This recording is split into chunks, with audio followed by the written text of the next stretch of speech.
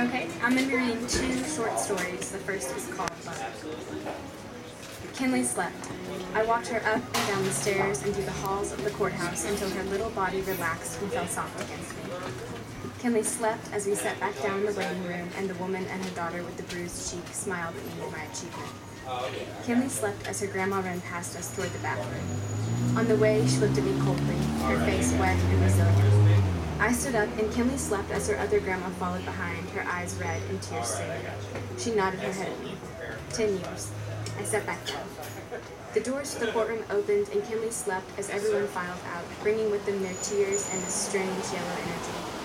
Through the anxious crowd of ties and dress suits, I followed Kinley's mother's face, red and white and dappled just like mine, and Kinley slept as my eyes, too, filled with tears. I could see that she cradled the heavy weight of the future in her folded arms, so I did not bring her daughter to her. Friends and family gathered and clung to one another and created a great swirl of hopeless murmurs.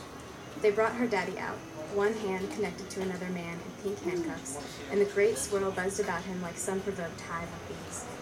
I watched him hug her mother goodbye, and Kinley slept as I trembled and heard myself gasp. Her daddy kept looking at her and looking away, and looking at her and looking away. So I walked her to him, and Kinley slept as he gave her one quick, painful kiss on the head, as if he were submitting himself to the shot of the syringe. Kinley slept, and I could hear the lady and her daughter behind me, watching us. "I'm confused," asked the daughter. "Oh, I think they're two sisters." They took her father away, and we buckled Kinley into her car seat. Kinley's grandma stepped into an office with two men in business suits, one with square glasses. Her mother and I sat down on the stairs, and Kinley slept as the public defender asked on his way out, "What are y'all waiting for?" He barely noticed my glare as her mother quietly answered, "My mother's talking to somebody."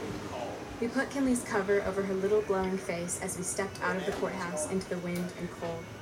We made sure the car seat was firmly locked into the base, and then we started the car and drove out of Lone Oak, Arkansas, and away from its promise of life as it should be.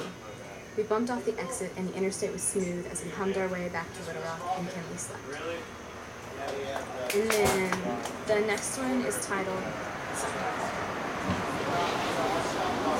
Is that better? Okay. The next one is titled How to Leave Home.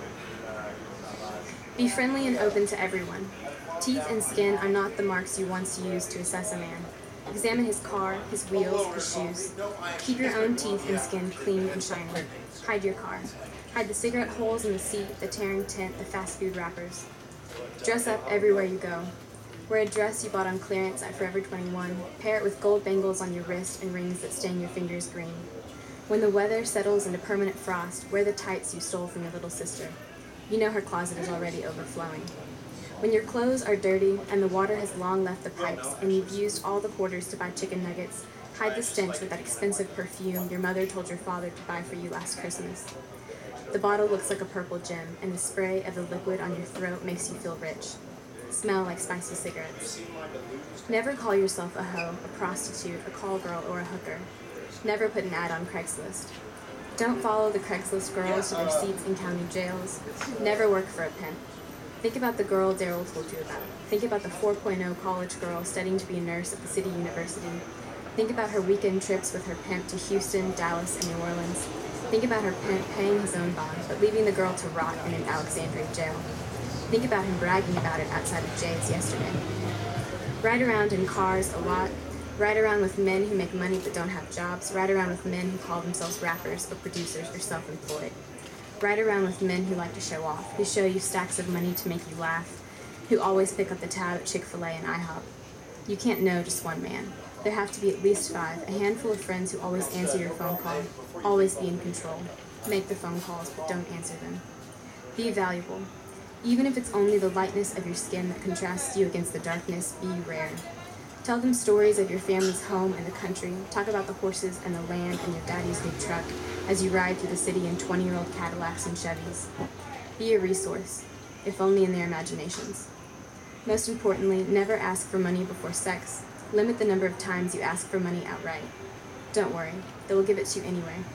After you've driven east on 630, then back west, exited on University, driven through Wendy's, taken a trip down Markham and past his family's old home, the blue house with 2 stories. Tell him you want to smoke, and he'll drive you down one-way roads you've never heard of until he parks next to a soccer field you've never seen. Always use a condom. After his last groan and heave, peel your face off the steering wheel and slide back over to your passenger seat. Oh, baby, damn. They always say that. Tell him about your baby girl. Tell him how she flipped off her daycare teacher yesterday. That will make him laugh. Tell him how expensive your pull-ups are. Tell him how you just spent your last $40 changing your oil, how you don't know how you're going to pay the light bill. Don't tell him that you don't have a light bill. Never say thank you when he hands you the money. Take the wad of green bills as if it has always been yours. Really, it has. When your mother calls, don't ask her for help. You've done that so many times. Tell her about job applications and interviews. Tell her about your baby girl asking, "Where's Mama?" Tell her about your baby girl peeing in the toilet. Ask her about book club. Listen to her tell you about the new color she's having the kitchen painted. Tell her, "I love you." And when you're alone, driving around your city late at night with your baby girl sleeping, mouth hanging open in the back seat, don't think about any of it. Think of a friend with an extra bed or a couch. Think of a safe place to take your baby girl. Wonder if your little girl misses her bed. Wonder if she remembers her old bed. Wonder when her father's going to come home. Wonder if you can ever go back home. Turn up that volume dial on the radio and don't let her hear you cry. Thank you.